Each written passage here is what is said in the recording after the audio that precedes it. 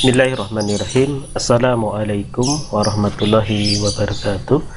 Alhamdulillah, teman-teman mahasiswa program studi teknik sipil, pada hari ini kita akan lanjutkan pembahasan kita tentang kalau kemarin Granses ya, analisis gradasi suatu tanah.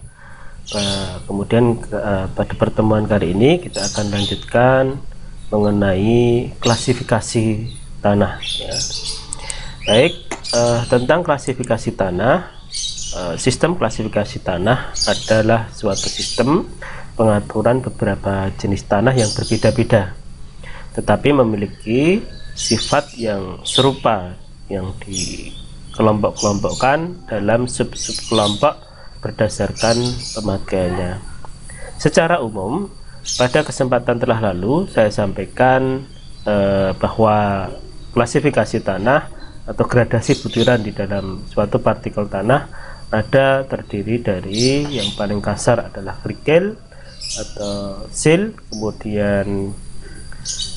kemudian ada pasir, kemudian ada gravel, kemudian ada pasir, kemudian ada lanau, kemudian ada lempung atau kita sebut sebagai clay ya. Baik, pada sistem klasifikasi memberikan suatu bahasa yang mudah untuk menjelaskan secara singkat sifat-sifat umum suatu tanah yang sangat bervariasi tanpa penjelasan yang rinci ya. Kemudian sebagian besar sistem klasifikasi tanah yang telah dikembangkan untuk tujuan rekayasa didasarkan pada sifat-sifat indeks yang sederhana distribusikan pada ukuran butiran dan plastisitas. Walaupun pada saat ini terdapat berbagai sistem klasifikasi tanah, tetapi tidak ada satupun dari sistem tersebut yang benar-benar memberikan penjelasan yang tegas mengenai segala kemungkinan dalam penggunaan tanah tersebut. Maka hal ini disebabkan karena sifat-sifat tanah yang sangat bervariasi. Nah, klasifikasi berdasarkan tekstur yang dimaksud adalah tekstur pada keadaan permukaan tanah yang bersangkutan. Ya, tekstur tanah dipengaruhi oleh ukuran tiap-tiap butir yang ada di dalam tanah. Setiap sistem klasifikasi tanah berdasarkan tekstur tanah adalah satu-satunya yang dikembangkan oleh USDA ya, USDA atau Departemen Pertanian Amerika ya.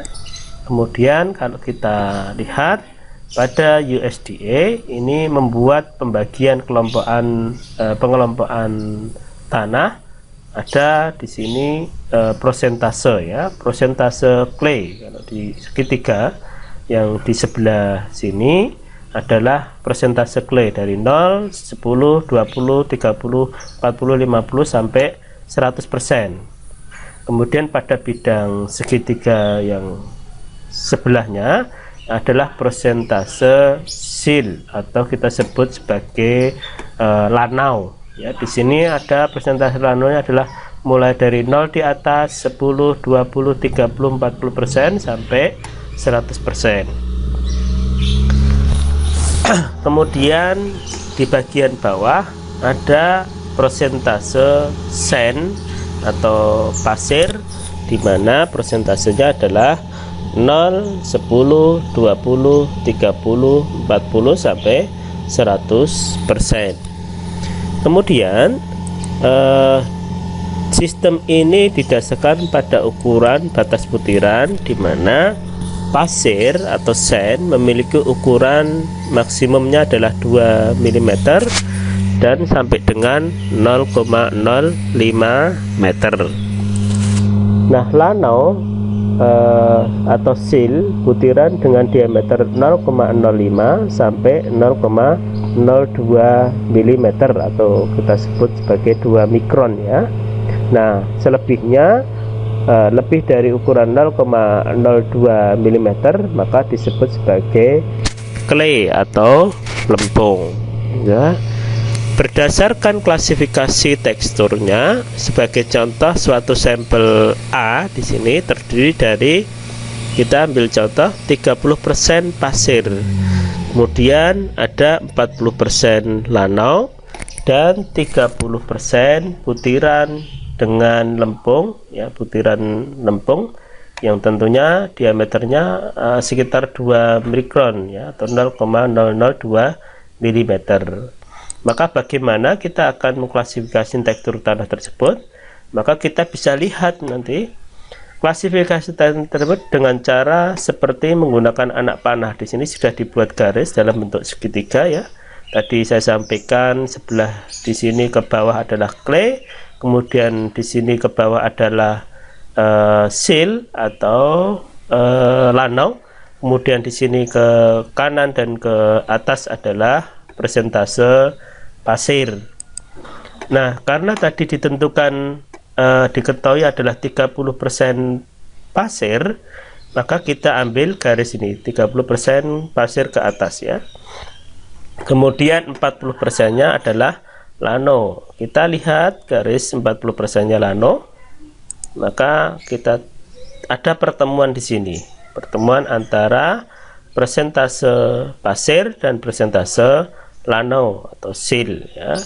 Kemudian ada 30% butiran yang terdiri dari lempung, maka disinilah 30% dan pertemuan antara ketiga jenis butiran tadi, maka di sini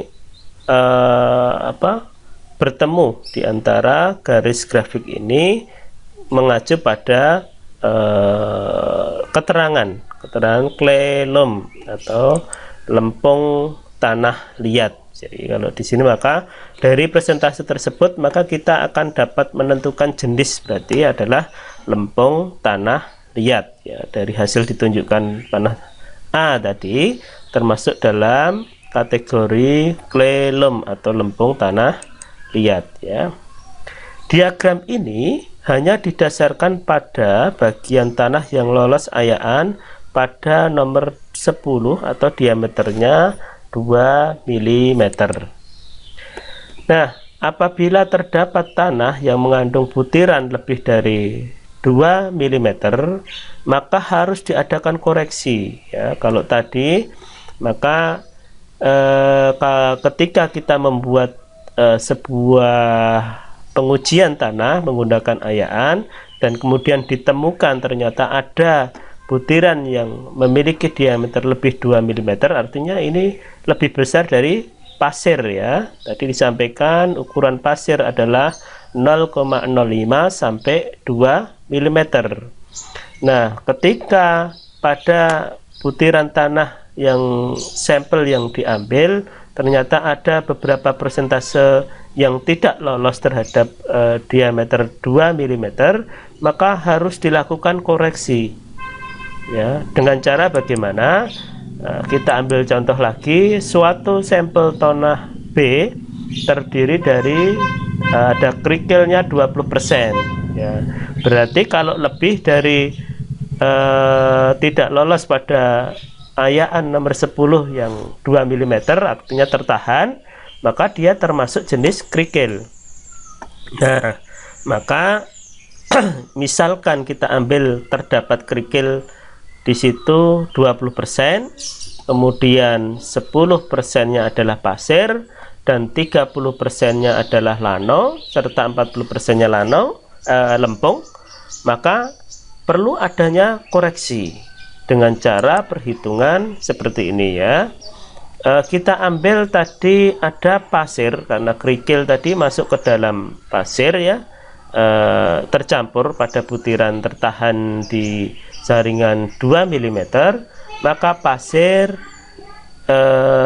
tadi diameter jumlah persentasenya adalah 10 kali 100% dibagi dengan 100% dikurangi 20. Tadi 20%-nya terdiri dari kerikil. Maka butiran yang masuk ke dalam pasir ini dianggap kerikil masuk ke dalam pasir, beratnya atau besar komposisinya adalah 12,5%. Lalu berapa lanaunya? Lanaunya adalah 30 dikali 100 dibagi dengan 100 dikurangi 20 tadi, maaf ini bukan 200 tetapi 20.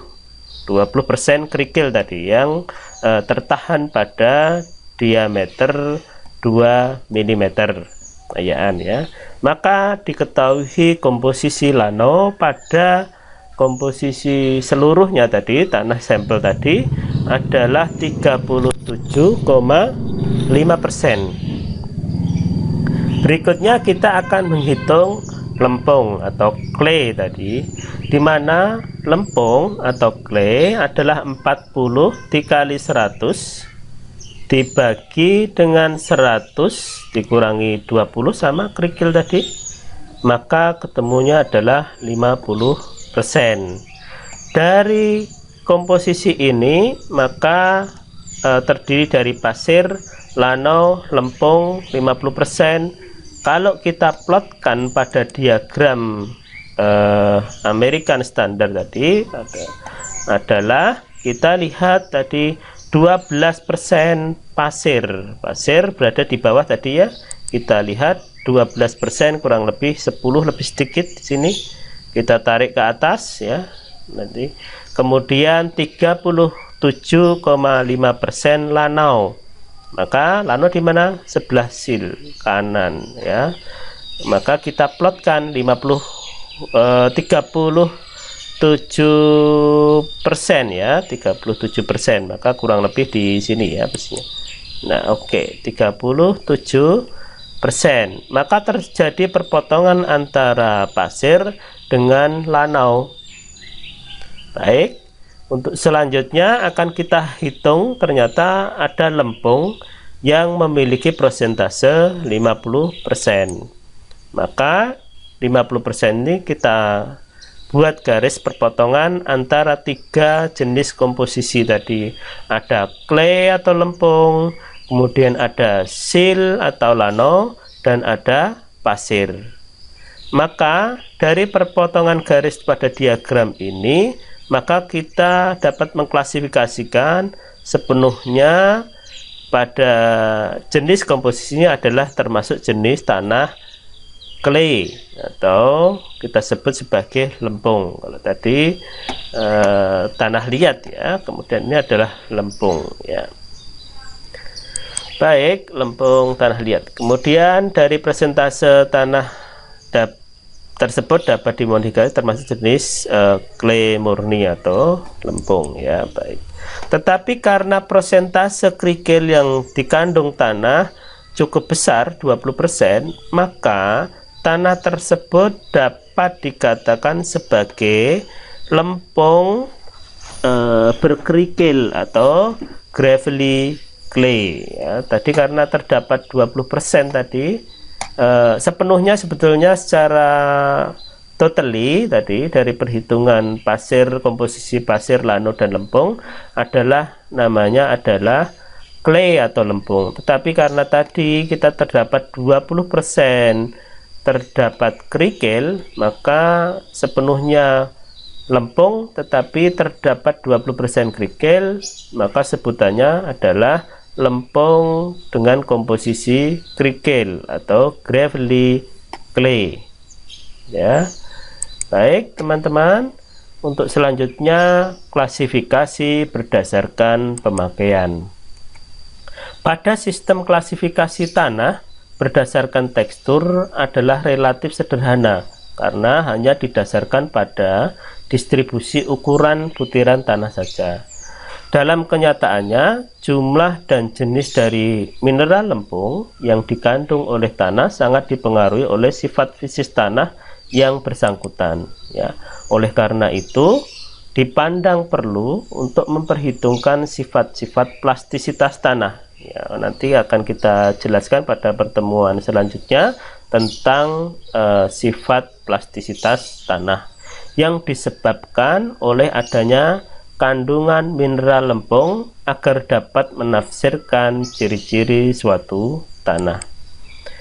Karena sistem klasifikasi tanah berdasarkan tekstur tidak memperhitungkan sifat plastisitas tanah, maka sistem tersebut dianggap tidak memadai untuk sebagian besar dari keperluan teknik ya.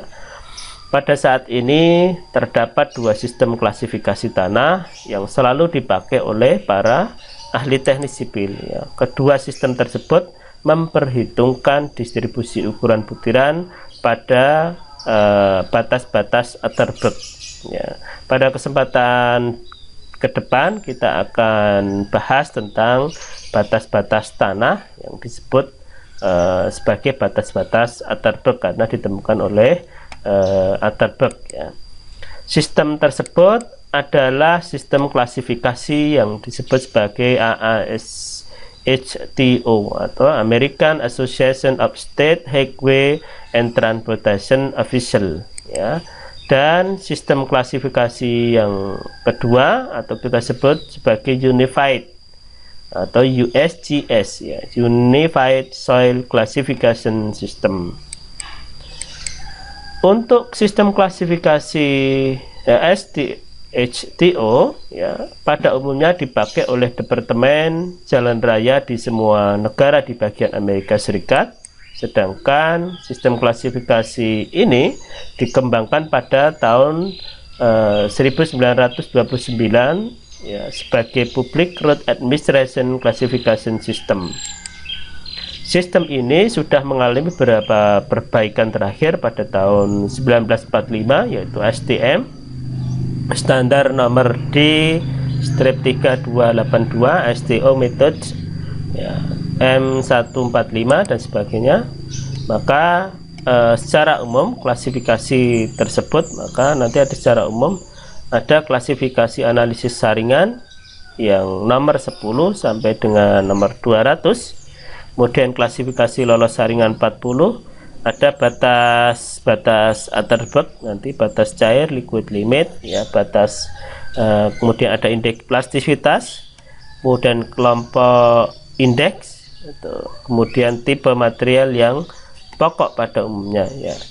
Kemudian material tersebut secara granular ini kurang dari 35% lolos saringan nomor 200, sedangkan tanah-tanah lano atau lempung yang lebih dari 35% lolos saringan 200, ya, maka akan kita klasifikasikan pada tabel berikut ini. Secara umum begitu.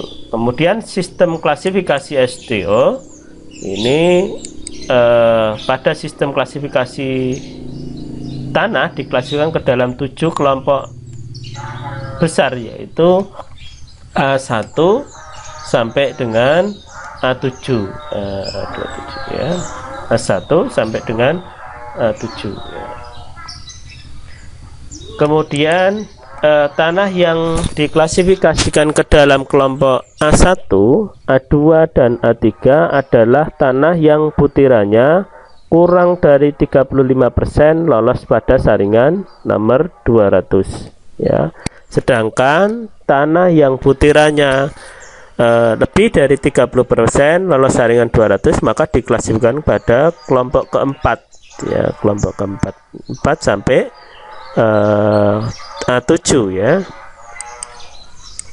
Sistem klasifikasi STO berdasarkan pada kriteria ukuran butiran, yakni kerikil pada bagian tanah yang lolos saringan 75 mm atau 3 inci dan tertahan pada saringan nomor 12, jadi 2 mm, berarti di atas tertahan pada saringan nomor 10 sampai ke atas itu termasuk jenis kerikil, atau kurang lebih kalau 3 mm 3 inci kali 2,5 sekitar 7,5